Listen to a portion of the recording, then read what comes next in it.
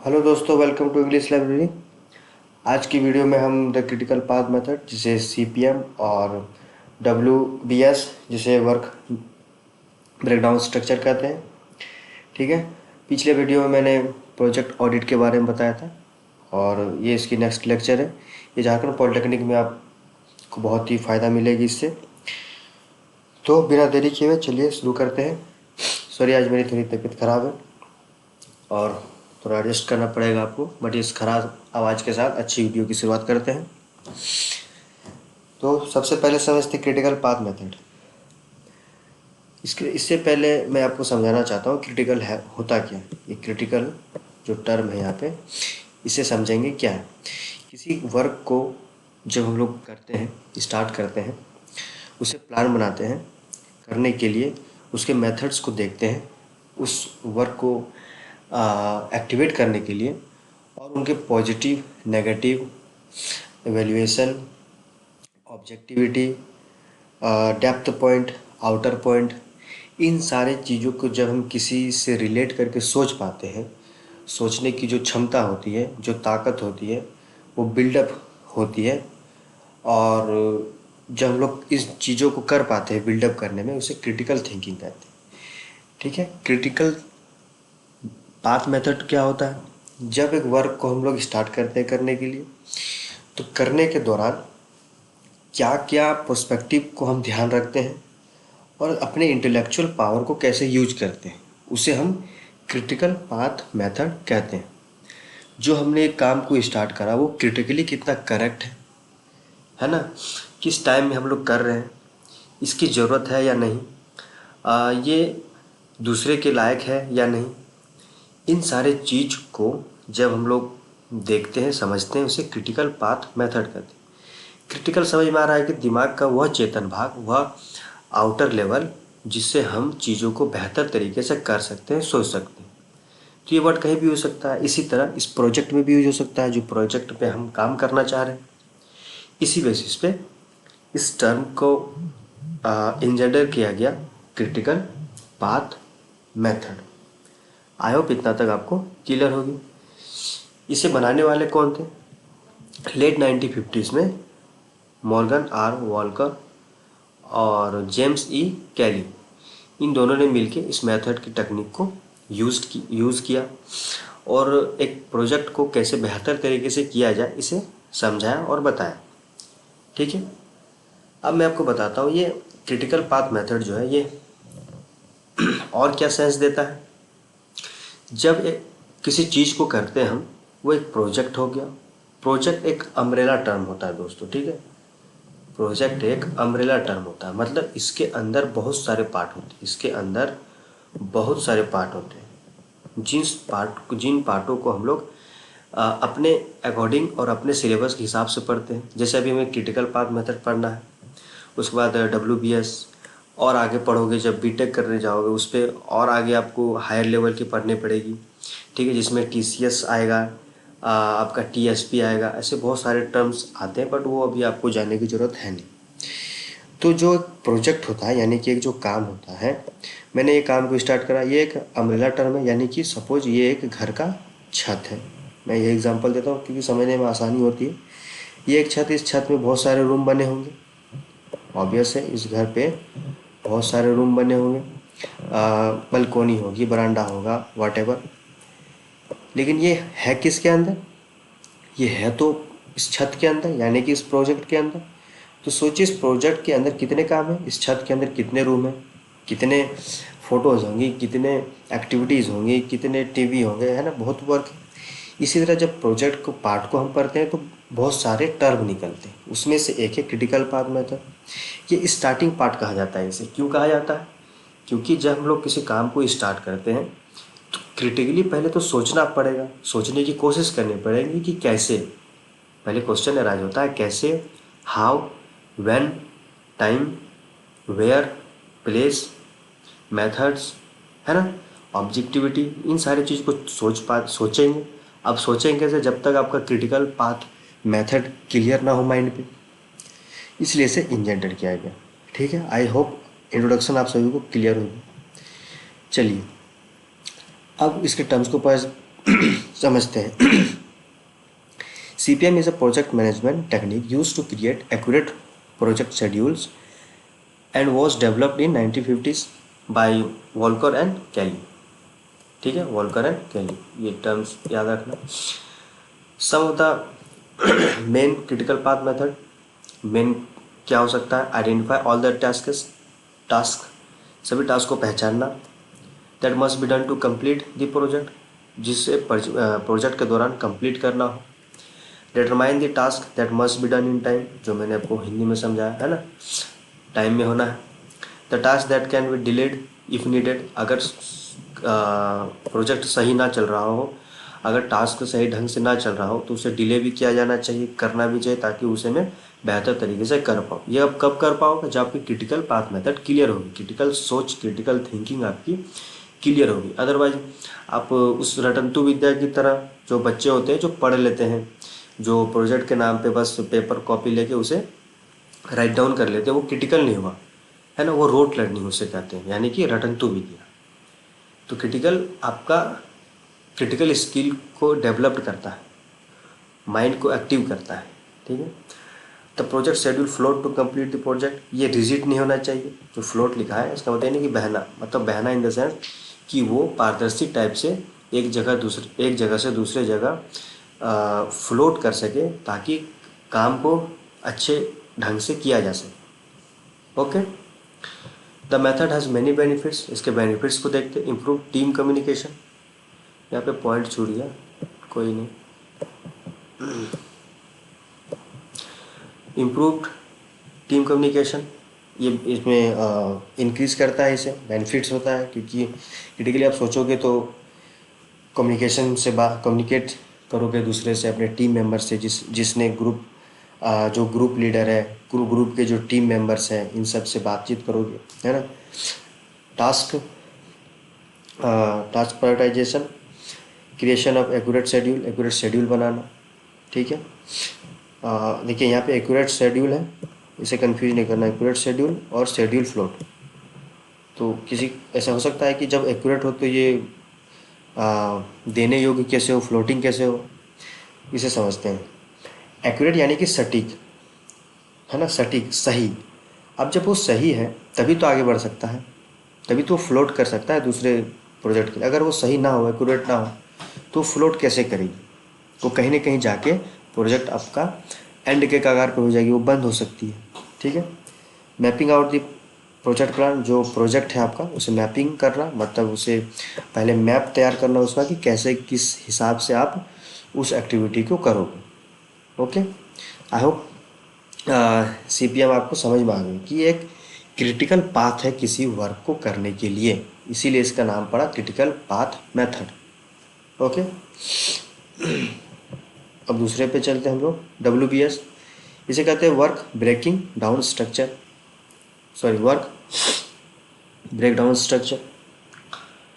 It is a fundamental project management tool used to decompose a project into smaller and manageable tasks।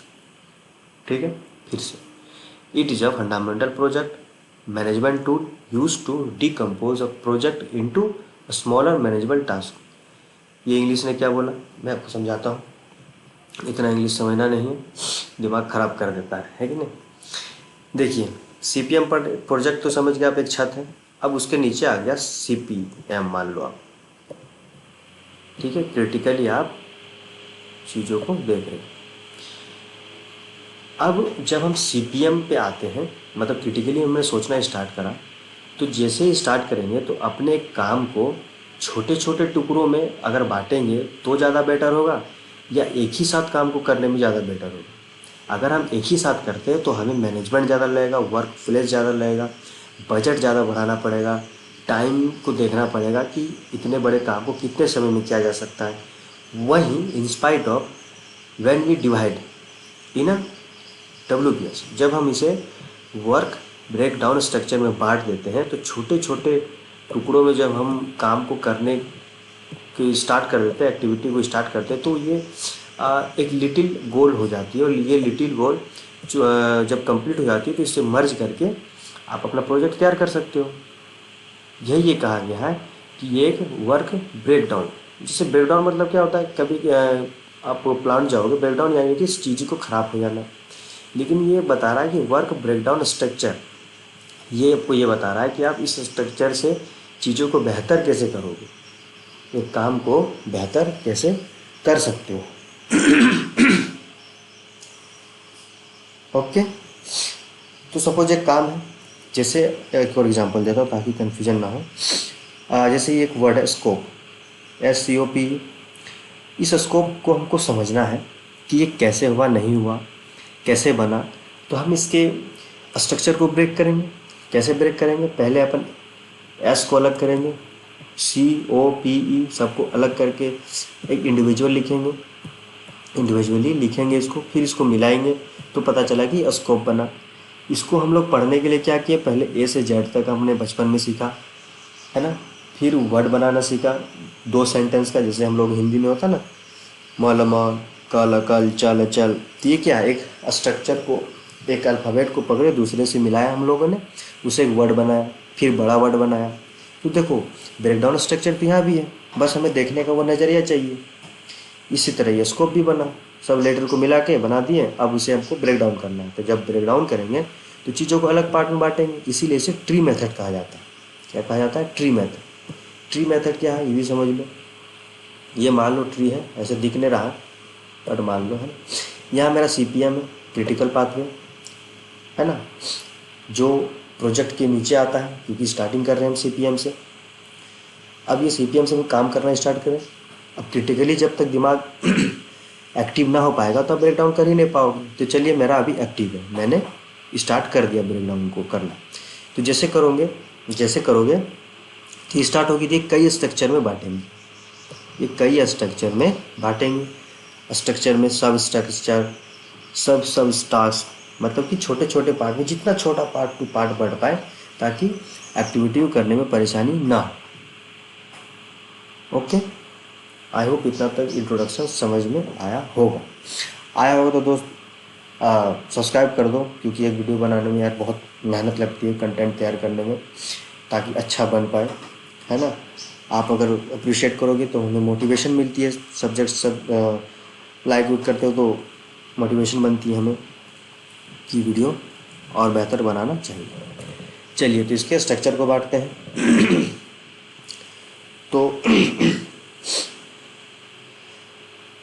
WS is a hierarchical representation of the project scope broken down into।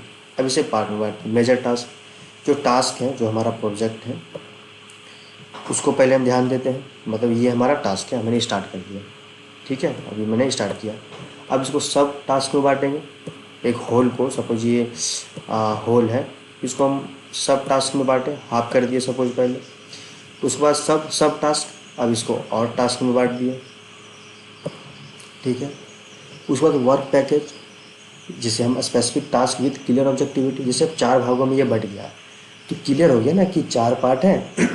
इस 4 part को हमने एक part से divide किया। Divide करने के बाद हमें पता चला कि क्या है, अब उसे हम अपना प्रोजेक्ट में इंक्लूड कर सकते हैं, ठीक है। पार्ट बाय पार्ट उसे बांट देना। अब ये हेल्प्स किस पे करती है, help project manager and teams. Clarify object of scope, जैसे 4 भागों में बांटा तो क्लिफाई हो गया कि हाँ ये 4 ही पार्ट में हम लोग बांट सकते हैं और प्रोजेक्ट को स्टार्ट कर सकते हैं। Identify and organize task, identify कर सकते हैं इजीली, ऑर्गेनाइज कर सकते हैं। अब 4 ही है तो ऑर्गेनाइज करने में क्या दिक्कत है, यहाँ जैसे 4 है तो कोई क्या दिक्कत है, कोई दिक्कत नहीं।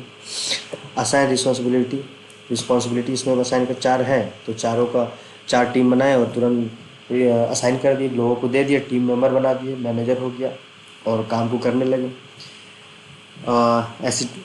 एस्टिमेट करना रिसोर्स एस्टिमेट करना, ड्यूरेशन देखना कितना टाइम लगेगा। यही जो 4 पार्ट में बढ़ गया, 4 अलग अलग टीम हो गई, सब अपने अपने मान लो एक दिन में टाइम को कंप्लीट किया। अब सपोज मैंने ब्रेकडाउन किया ही नहीं, इस एक पार्ट को कितना टाइम लगेगा, है ना, बहुत ज़्यादा टाइम लग जाएगा, रिसोर्सेज भी ज़्यादा लगेंगे। इसीलिए हम वर्किंग ब्रेकडाउन स्ट्रक्चर की हेल्प लेते हैं। क्रिएट शेड्यूल बनाएंगे। ट्रैक प्रोग्रेस को ट्रैक करेंगे, कहाँ तक कार्य हमारी सक्सेसफुल हुई है और नहीं, ठीक है। Think of A WS like a tree, जैसे हमने बताया कि ये ट्री कंसेप्ट जैसा सोचना है। With the project goal at the top, यहाँ पे गोल है हमारा, यहाँ से हमने स्टार्ट करा, यहाँ हमारा गोल है, यहाँ से स्टार्ट किया, यहाँ हमारा गोल है। ठीक है, यहाँ से स्टार्ट किया। और smaller task branch out below, है ना, स्मॉलर पार्ट में बांटते चलना है। It is a powerful tool for ensuring project stay on track and team work efficient. अच्छे तरीके से करने के लिए इसे बेहतर बनाएंगे। ऑब्वियस है, छोटा छोटा चीज़ पे ध्यान दे के अगर काम करेंगे तो वो बेहतर होता ही। ये क्या गुड WBS कैसा होना चाहिए, ये स्पेसिफिक होना चाहिए, मतलब क्लियरिफाई होना चाहिए, मेजरेबल होना चाहिए, देखा जा सके, मापा जा सके, क्वान्टिटिफेबल आउटकम्स होना चाहिए। क्वान्टिफेबल क्यों मतलब होता है क्वान्टिटिफाई, जिसे मैंने बताया था पिछले वीडियो में कि क्वांटिटेटिव क्या होता है और क्वालिटेटिव क्या होता है। तो ये क्वांटिटेटिव है, क्यों है, क्योंकि जब हम लोग स्ट्रक्चर बनाते हैं, पार्ट बाय पार्ट बांटते हैं, तो चीज़ों को अकाउंटेबली बांटते हैं कि कितने पार्ट है, 3 है कि 4 है, इसीलिए क्वांटिटेबल हो गया। अचीवेबल होना चाहिए, कैसा होना चाहिए, रियलिस्टिक और अटेनेबल। रियलिस्टिक मतलब कि सही सापेक्ष होना चाहिए, और अटेनेबल पहुंचा जा सके उस चीज़ पे, है ना। रेलेवेंट होना चाहिए, मतलब टॉपिक से भटकना नहीं चाहिए, इन चीज़ों पे काम करना है। कि ऐसा ना हो कि आप काम को स्टार्ट किया और ब्रेक तो करना चालू कर दिए, लेकिन वो टॉपिक से रिलेशन ही नहीं कर रहा, वो कुछ और मेथड पे बात कर रहा हो, तो वो गलत हो जाएगा। टाइम बाउंड तो ऑब्वियस, ये तो हर चीज़ पे आपको करना ही है।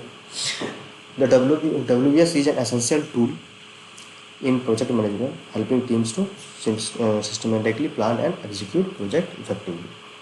और वैसे इन सारी चीज़ों को मैंने बता दिया है, ये बस इंग्लिश में लिखा हुआ है।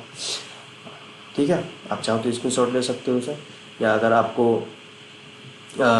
ये PDF चाहिए होगी तो मुझे टेलीग्राम पे लिंक मैं सेंड कर दूंगा, इस पर आप ज्वाइन करके इसे डाउनलोड कर सकते हो। ठीक है, अभी देख लो, स्क्रीनशॉट अगर लेना हो। चलिए अब समझाता हूँ मैं आपको what is the disparity between project and work breakdown structure. जब इसे हम एनालिसिस करते हैं, देखते हैं, तो हमें ये मिलता है कि जब प्रोजेक्ट करते हैं तो भी हम लोग initiation, planning, execution, control, closure करते हैं, और जब वर्क ब्रेकडाउन में स्ट्रक्चर करते हैं तो भी initiation, planning, execution, control, close out करते हैं। तो इसके डिस्पैरिटी को कैसे समझेंगे, कुछ तो एक होना चाहिए जिसे पता चले कि इन दोनों में फ़र्क क्या है, क्योंकि देखने में, सुनने में सिमिलर सा लगता है, तो कन्फ्यूजन ना हो, इसलिए मैंने आपको मैप वाइज समझाने की भी कोशिश करूँगा। ओके, आप चाहो तो इसे स्क्रीनशॉट या फिर डाउनलोड कर सकते हैं। ठीक है, चलिए समझते हैं। प्रोजेक्ट मैंने बताया एक अम्ब्रेला टर्म है, इसके अंदर बहुत कुछ आता है, बहुत सोचो कि वाइड टर्म है, ये एक वर्ल्ड है, इस वर्ल्ड के अंदर दुनिया है, मतलब ये एक दुनिया है, दुनिया के अंदर हमारा पृथ्वी है ना, पृथ्वी के अंदर बहुत कुछ है, लैंड है, तो इतने सारे हमारे देश हैं, देश के अंदर आपका राज्य है, राज्य के अंदर डिस्ट्रिक्ट है, कितने सब डिवीज़न होते हैं। इसी तरह प्रोजेक्ट का भी काम होता है। ठीक है, ये एक ब्रॉड सेंस देता है। तो जब हम प्रोजेक्ट को स्टार्ट करते हैं, इनिशिएशन करते हैं, तो ऑब्वियस है मैनेजर तैयार करेंगे जो उसे लीड करेगा, टीम बनाएंगे। लेकिन जब हम लोग ब्रेकडाउन स्ट्रक्चर करेंगे, तो इनिशिएशन जब हम लोग करते हैं तो इसमें चार्टर बनाते हैं, मतलब चार्ट तैयार करते हैं। ठीक है, ये यार नहीं होना चाहिए था, मिस्टेक हो गया। चार्ट तैयार किए, क्योंकि एक मॉडल है, उस मॉडल को तैयार किया। उस पर देखेंगे, इवैल्यूएशन करेंगे, इसका मतलब मूल्यांकन करेंगे कि मैंने जो भी चार्ट तैयार किया वो कैसा है, चीज़ों को समझेगा। ठीक है, मैं लाइन बाय लाइन समझाता हूँ। उसके बाद प्रोजेक्ट में प्लानिंग करेंगे, प्लानिंग में रिस्क एनालिसिस को देखेंगे, कितना है, क्या नहीं है, कितना कम है। शेड्यूल को क्रिएट करेंगे और टास्क प्लान बनाएंगे। प्लानिंग में तो ये करते हैं ना, प्लान बनाते हैं हम लोग, शेड्यूल तैयार करते हैं प्रोजेक्ट में। और बजट को देखेंगे, भाई जब प्रोजेक्ट स्टार्ट होगी तो बजट तो नेसेसरी पार्ट है। कम्युनिकेशन, लोगों से जो हम लोग बातचीत करेंगे, टीम मेंबर से। वहीं जब वर्क ब्रेकडाउन स्ट्रक्चर पे आते हैं, तो इसके प्लानिंग में क्या होती है, स्कोप स्टेटमेंट। जैसे हमने तैयार किया चार्ट, अब जैसे वो सब डिवीजन में बांटा, तो स्कोप देखेंगे कि मैंने 3 पार्ट में बांटा, तो इसका स्कोप क्या है। स्कोप यानी कि 3 पार्ट में हमने प्रोजेक्ट को डिवाइड किया, ये आगे जाके कितना रिलायबल हो सकता है, कितना विश्वसनीयता हो सकता है जब हम तीसरे चौथे पार्ट को बनाएंगे। प्रोजेक्ट टीम यहाँ भी होगी कि यहाँ भी हम सिचुएशन को बांट रहे हैं, और आपका यहाँ पे प्लानिंग में नहीं बांट रहे हैं। यहाँ कहाँ बांट रहे हैं? यहाँ इनिशिएशन में बांटते हैं। जैसे देखो प्रोजेक्ट टीम, यहाँ प्रोजेक्ट टीम, क्योंकि प्रोजेक्ट में ये स्टार्टिंग में आता है, तो आप कन्फ्यूजन ना करना, ये स्टार्टिंग में आता है, ये प्लानिंग में आता है। ठीक है, शेड्यूल तैयार करेंगे और बजट, क्योंकि ये यहाँ भी ज़रूरत है आपका, यहाँ भी, लेकिन ये एक ब्रॉड सेंस है, ये इसका सब पार्ट है, ये याद रखें। ठीक है, अब एग्जीक्यूशन करेंगे, मतलब कि काम को स्टार्ट करेंगे। तो जब हम प्रोजेक्ट करते हैं तो प्रोजेक्ट में हम प्रोजेक्ट में हम जब एग्जीक्यूशन करते हैं, काम को स्टार्ट करते हैं, तो करने के बाद हम कंपेयर करते हैं कि प्लान कितना बना एक्चुअल प्लान से, इम्प्रूव प्रोसेस देखते हैं और डॉक्यूमेंटेशन करते हैं। लेकिन जब हम वर्क ब्रेकडाउन स्ट्रक्चर में आते हैं, क्योंकि ये पार्ट बाय पार्ट हम स्मॉलर पार्ट में बांटते हैं, इसमें देखते हैं कि ले फाउंडेशन कितना है, मतलब 4 पार्ट है, तो ये ले फाउंडेशन है कि 4 है। पोर कंक्रीट सटीक होना चाहिए।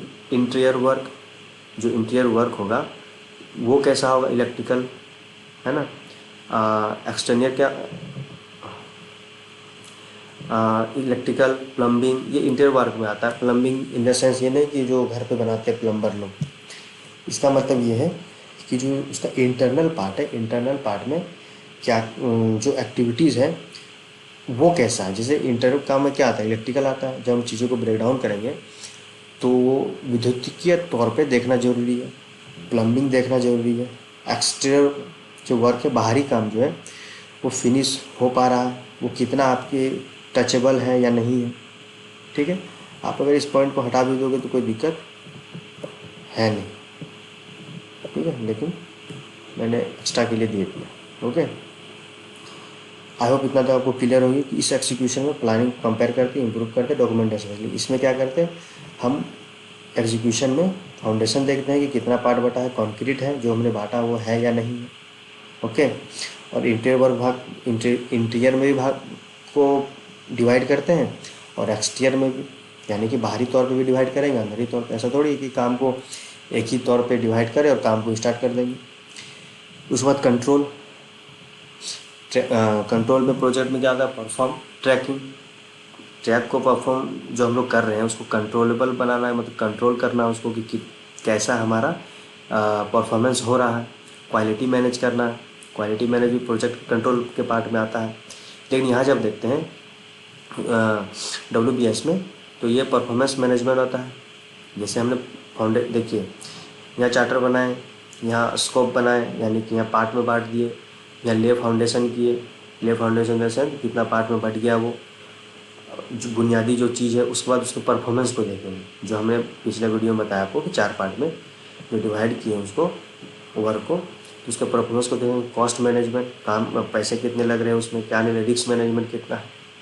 ठीक, 4 भागों में जो डिवाइड किया वर्क को, उसके रिस्क मैनेजमेंट है या नहीं है, या कम है या ज़्यादा है। उसके बाद प्रोजेक्ट के जो क्लोजर है उसमें क्या था, लेसन लर्न जो हमने तैयार किया उसके बारे में जानना, प्रोजेक्ट का रिपोर्ट बनाना और उसमें डिलीवर करना कि हाँ हमने तैयार कर दिया। इस पर क्या करते हैं, क्लोज आउट में या फिर क्लोजर में ऑडिट करते हैं। जितने भी भाग में हमने बांटा है, 4 भाग 5 भाग में वर्क को डिवाइड किया, वर्किंग डाउन किया, उसे ऑडिट करना। ऑडिट मैंने पिछले वीडियो में बताया कि सारा लेखा जोखा दिखाना उसमें। उसका डॉक्यूमेंटेशन करना, डॉक्यूमेंट तैयार करना और साइट को क्लीन अप करना। Site clean up in the sense कि उसे जो छोटे छोटे पार्ट में हमने डिवाइड किया था उसे सम अप करना और एक क्लीन एक ओवरव्यू तैयार करना कि इस काम का ये आंसर, ये रिजल्ट है। ठीक है, आई होप डिस्पैरिटी आपको समझ में आएगी। ये वीडियो आप 2-3 बार देखोगे तो समझ में आ जाएगी। इस चार्ट को आप ध्यान रखना। ओके, और वीडियो अच्छी लगे तो आप सब्सक्राइब कर दो, लाइक भी कर देना, ताकि नोटिफिकेशन अगर दबा देते हो तो हमारी न्यू वीडियो आपसे पहुंच जाती है। मैंने हिंदी में भी दे दिया, आप स्क्रीनशॉट ले सकते हो। ठीक है, अदरवाइज मैं लिंक डाल दूँगा इसे भी, इसे हिंदी में। इस वाले की हिंदी मुश्किल है तो मैंने अपलोड नहीं किया। ओके, आई होप वीडियो अच्छी लगी हो। अच्छी लगे तो पता है आपको क्या करना है, आप लोग समझदार हो। ठीक है, तब तक के लिए चलते हैं।